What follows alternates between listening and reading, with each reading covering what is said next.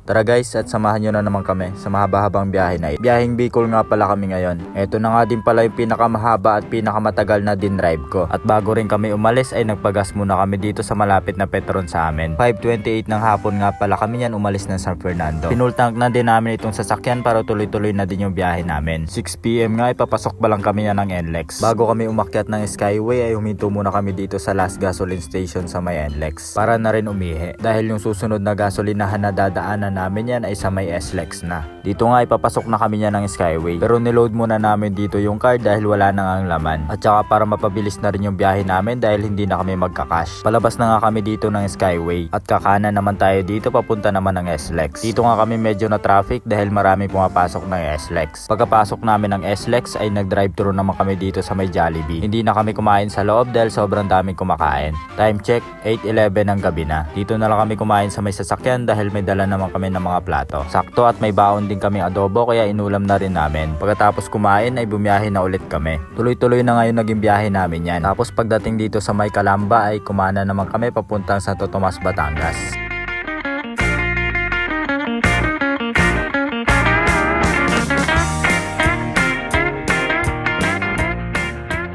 Pagdating naman dito sa may Atimonan, Quezon ay nadaanan namin yung tinatawag nila na bituka ng manok. Alas 12 na nga ng madaling araw niyan pero meron pa rin mga tao na nagtatraffic. Dahil sa sobrang palikungan ng daan niya ay kailangan mo talagang huminto kapag ka may kasalubong ka. Dati nga ay nakikita ko lang to sa mga motovlogger na dinadaanan nila. Legit nga talaga na bitukang manok talaga yung daan na to. Dahil sa sobrang dami niyang pa-curve. Ang sarap nga siguro bumangking-banking dyan kapag ka nakamotor. Hindi lang siguro tuhod yung sasayad sa'yo pati na rin yung ulo. Pagkatapos namin dumaan sa may bitukang manok ay huminto muna kami dito sa may gasolinahan para na rin umihi at makapagkape. Naghilamos na nga din dito itong mga kasama ko at dahil nainggit na rin kami ni kuya kaya naghilamos na rin kami. Medyo inaantok na rin kasi ako niyan kaya pampagising na rin. At meron nga din kami mga nakasabay dito na huminto. Sila naman ay galing daw ng Bulacan. Pagkatapos makapagkape at makapaghilamos ay tuloy na naman yung biyahe namin. Dahil malayo-layo pa nga kami niyan doon sa pupuntahan namin. Alas 3 na madaling araw ay nakarating na kami dito sa may arko ng Camarines Norte. Tapos pagdating naman dito ay medyo na traffic kami dahil maraming ginagawang daan. Tapos ay kumana naman kami dito papunta ng Naga. Pero hindi kami dadaan ng Naga dahil didiretso muna kami doon sa hotel kung saan kami mag-i-stay.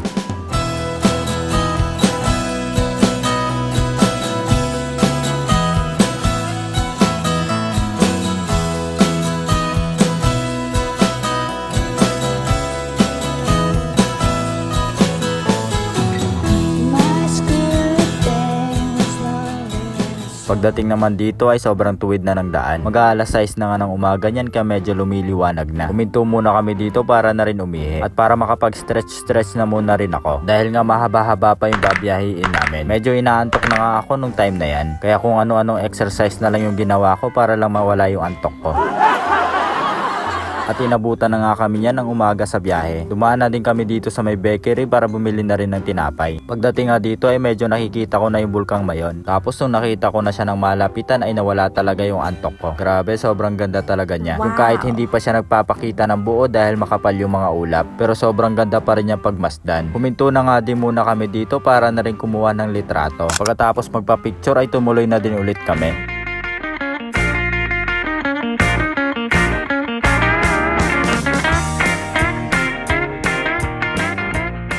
At matapos nga ang mahigit 15 hours na biyahe ay nakarating na rin kami dito sa hotel kung saan kami mag-i-stay. Grabe, nasa 500 kilometers din mahigit yung biniyahe namin. Wow. Ito nga pala yung pangalan ng hotel kung saan kami nag-stay. At mag-aalas 9 na nga ng umaga nung nakarating kami dyan. Nung pagkadating nga namin dito sa hotel ay nagpahinga lang saglit tapos ay nagbihis na rin. Wala nga kaming sinasayang na oras niyan dahil kinabukasan ay babalik na naman kami ng Pampanga. Kahit medyo pagod at antok na ako niyan ay kailangan natin bumangon. Dahil yung pagod ay andyan lang yan. Kinabukasan pagising mo ay full charge ka na ulit. Kaya wag natin sayangin yung panahon at mga opportunity na mapuntahan yung mga lugar na gusto natin puntahan. Dahil hindi habang buhay ay malakas lang tayo. Kaya't hanggat malakas pa ay gawin mo na yung mga bagay na sa tingin mo ay magpapasaya sa'yo. Una nga pala namin pinuntahan dito ay dito sa may Kagsawa. Nagbayad lang kami dyan ng 20 pesos per each. Tapos 30 pesos naman sa parking. Ang dami nga din namin ng mga nakasabay dyan na namasyal. At syempre hindi pwedeng wala tayong picture dito. Sobrang ganda nga dito. Kaso medyo maulap lang kaya hindi masyadong litaw yung Bulkang Mang Mayon. Pagkatapos namin makakuha ng litrato ay tumingin-tingin muna kami dito ng mga souvenirs. Tinry nga din namin itong chili ice cream nila. First time ko nga makakain ng ice cream niya na maanghang. Tapos may mga level pa siya kung gaano kaanghang yung gusto mo. Kung mahilig ka sa maanghang ay pwede sa'yo yung level 3. Level 1 nga yung binili nila Erica niyan. Tapos yung sa akin naman ay level 2. Nung tinitikman ko na nga ay masarap naman. Kaso nung nilulunok mo na ay doon mo na mararamdaman yung anghang sa lalamunan. Nakipagpalit na nga ako niyan kay kuya dahil hindi ko pala kaya yung level 2. Pagkatapos namin dito sa Kagsawa ay pumunta naman kami dito sa simbahan ng Albay. Nakalimutan ko lang kung anong pangalan ng simbahan na to. Pero solid, napakaganda niya. Halata nga na napakatagal na nitong simbahan na to. Tapos nasa mataas pa siya na part kaya kitang-kita mo talaga yung view ng Mount Mayon. Pagkapasok nga namin ay meron pa nga kinakasal. Hinahanap ko nga kung saan yung reception ng makakain na muna. Pagkatapos namin bumisita sa simbahan ay lumarga na naman kami. Tapos ay nadaanan namin itong parang zoo nila. Nagbayad lang kami dyan ng 50 pesos per head tapos 20 pesos naman sa parking. At madami nga din sila mga iba-ibang alagang hayop dito. Ang sarap nga ng tulog nitong baboy ramo. Kung nasa Pampanga ka lang ay baka na lechon ka na talaga. Ito namang kambing na to ay napakarami ng sungay niya. Pero dito talaga ako natakot sa mga napakalalaki na mga ahas na to. Ang dami nga din nila mga alagang unggoy dito. Naalala ko nga niyan yung alaga ko dati na si Luffy. Pwede ka nga din pala ditong humawak dito sa isa nilang ahas. Tinry nga ni Erica dyan na humawak. Hindi ko na nga tinry dahil baka tuklawin pa ako. Sunod naman namin na pinuntahan ay dito sa Legazpi. Tapos ay pumasok ulit kami dito sa simbahan nila. Pagkadating nga namin dito ay meron na namang kinakasal. Hindi ko na nga alam kung nagkakataon lang na bawat puntahan namin na simbahan ay merong kinakasal. Or binibigyan na ba ako ng sign na kailangan ko na talaga mag-asawa? Charot lang.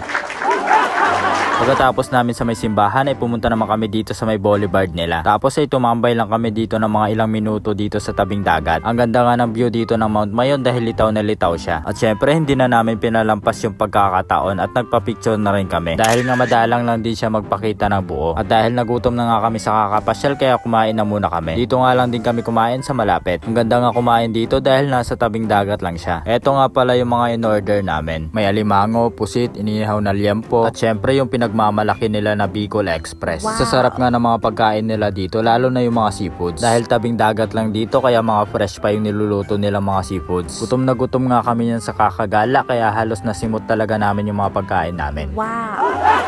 Pagkatapos namin kumain ay bumalik na rin kami ng hotel. Mapapasarap nga yung tulog namin ito dahil pagod na pagod kami. Pero kailangan namin gumising ng maaga dahil babiyahin na naman kami pauwi ng Pampanga. 5 AM nga ng umaga ay nagising na kami. Mag-aalas 6 ng umaga naman ay paalis na kami ng hotel. Pero dumaan muna kami dito sa may McDo para bumili ng kape. Tapos ay nagpagas na rin kami. Eto nga pala yung pangalawang gas namin simula dun sa Pampanga. Simula Pampanga nga ay nasa 55.58 liters din yung nakain niya. At sobrang busy pa nga ng katabi ko dito. Si Johnny nga pala yung tagagising kapag ka medyo inaantok na ako. Bago nga pala kami umuwi ng Pampanga ay dadaan muna kami niya ng Naga. Pero nag-stop over muna kami dito sa may gasolinahan para umihi. Nasa 2 oras nga din pala yung biyahe simula Daraga papuntang Naga. Pagkadating namin ng Naga ay dumiretso muna kami dito sa simbahan nila. Dito na nga din kami nag-set up ng kakainin namin para almusal sa labas ng simbahan. Tapos ay nagtimpla na nga din ako dito ng kape. Ito na nga din yung inalmusal namin, itong mga baon namin na cup noodles. Habang nagkakape nga ako ay nakikinig naman ako dito sa misa. Para kahit papano ay para na rin tayo nakapagsimba. Kaso nga lang ay hindi natin naiintindihan yung salita nila. Kanya-kanya na nga ng pwesto dito yung mga kasama ko. Iba kumakain ng pandesal at iba naman ay cup noodles. Kahit ano pa yan ay importante ay nagkalaman yung tiyan namin. Pagkatapos namin makapag-almusal ay lumarga na naman ulit kami. Ang susunod na pupuntahan nga pala namin yan ay dito sa may museum ni Jesse Robredo. Pagkatapos namin dun ay pumunta naman kami dun sa bahay ni Madam Lenny. Bumaba na nga dito si Kuya para magtanong kung saan yung papunta doon. Nakakatawa nga sila dito dahil dinodrawing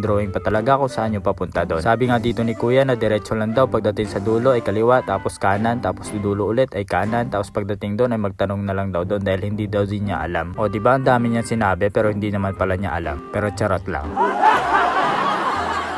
At nakarating na nga kami dito sa bahay niya. At nagulat nga kami dahil napakasimple lang pala talaga niya. Kaso ay wala siya dito kaya yung caretaker na lang yung nakausap namin. Pinapasok nga kami dito ni ate kaya nagpicture na lang kami. Pagkatapos namin doon ay bumiyahe na naman ulit kami. At dito na nga kami inabutan ng tanghalian sa may Agkawayan, Quezon. Nag-order na nga dito yung mga kasama ko ng mga kakainin namin. Sakto dahil meron din silang napakainit na bulalo dito kaya bumili na rin kami. Pagkatapos namin kumain ay tuloy na naman yung biyahe namin. Sa nakita nga namin itong napakaganda na view. Kaya naman uminto na muna kami para makapag-stretch na muna at makapagkape na rin. Sobrang ganda nga ng view dito dahil tanaw na tanaw mo yung dagat. Tapos ay sobrang sarap pa ng simoy ng hangin. Tumambay nga lang kami dyan ng mga 20 minutes. Pagkatapos ay lumarga na ulit kami. Bypass road nga pala itong dinaanan namin. Sobrang ganda nga ng daan dito at napakaluwag pa. Kaso ay medyo matatarik lang yung ibang part. Dito naman ay papasok na kami niyan dito sa may zigzag road. Pag nakita nyo nga yung sign na yan ay ibig sabihin ay malapit na kayo dun sa bitukang manok. At eto na nga yung tinatawag nilang bituka ng manok. Napaka-creepy nga ng daan na ito dahil sobrang paliko niya. Kailangan talaga dito kapag kadumaan ka ay dahan-dahan lang. At bigyan na rin natin kahit magkano itong mga nagta-traffic dito. Dahil nga malaki din yung naitutulong nila sa mga dumadaan dito. Magagabi na nga nito kaya medyo dumidilim na. At tuminto muna ulit kami dito sa may gasolinahan para na rin umihi. At para makapagkape na rin ako dahil medyo inaantok na rin ako nung time na yan. Makalipas nga ang ilang oras ay nandito na kami sa may Batangas. Bumili muna kami dito ng lansones para naman may pasalubong kami doon sa bahay. Tapos ay nakarating na nga kami dito sa may SLEX. Pagdating namin dito sa may Skyway, nag-exit naman kami dito sa Quirino dahil may dadaanan muna daw si Erica doon sa condo niya. Dito na nga din pala kami nag-dinner dito sa malapit sa condo ni Erica. Mag-aalas 10 na nga niyan at paalis pa lang kami niyan ng Manila. Grabe, nasa 16 hours na kami bumabiyahe niyan. Alas 11 na nga ng gabi niyan at sa wakas nasa San Fernando na kami. Nakarating nga pala kami ng bahay ay mga 11:30 na ng gabi. Kaya kasama yung mga pasyal at yung mga dinaanan namin, nasa 17 hours din mahigit yung biniyahe namin. Kaya hanggang dyan na muna. Salamat sa pagsama sa amin. Babu!